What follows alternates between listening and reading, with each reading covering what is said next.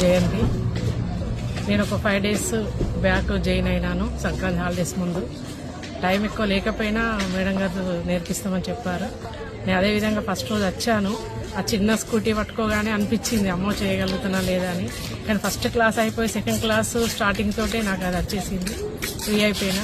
మళ్ళీ second day కూడా మళ్ళీ వచ్చిన. నిన్న 3rd day, ఇలా 4th డేలోనే నేను 7 classes కంప్లీట్ చేసుకున్నాను. చాలా అంటే యాక్టివ్గా నేను చేయగలుగుతానో లేనో అనుకున్నాను, కానీ చాలా చక్కగా నేర్పించారు. చిన్న చిన్న ట్రిక్స్ తోటి మనం బండి ఎట్లా హ్యాండిల్ చేయాలి, అంటే వెయిట్ని ఎట్లా ఆపుకోవాలి, టర్నింగ్లో లెగ్స్ కింద పెట్టి టర్న్ చేసుకోవడము, ఇండికేటరు, ఇలాంటి అంటే మనకి ఎన్ని తెలిసినప్పటికైనా చిన్న చిన్న ట్రిక్స్ తోటి కొంచెం ముందుకు వెళ్ళిపోతాం కదా. నాకు బండి నిజంగా కూడా చాలా అంటే లైట్ వెయిట్ అనిపిస్తుంది.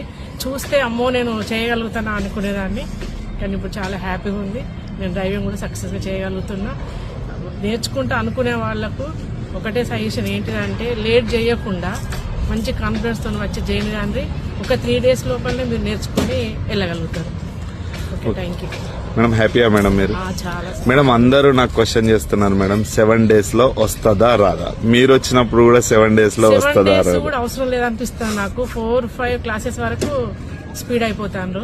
ఇంకా తర్వాత ఒకటి ఏంటంటే మన ఇంట్రెస్ట్ కూడా ఉండాలి మేడం. మెయిన్ ఇంట్రెస్ట్ మనకు కాన్ఫిడెన్స్ పెట్టుకుంటే ఏదైనా సాధించగలుగుతాం. హ్యాపీ కదా మేడం మీరు? చాలా. Thank you very much. Thank you.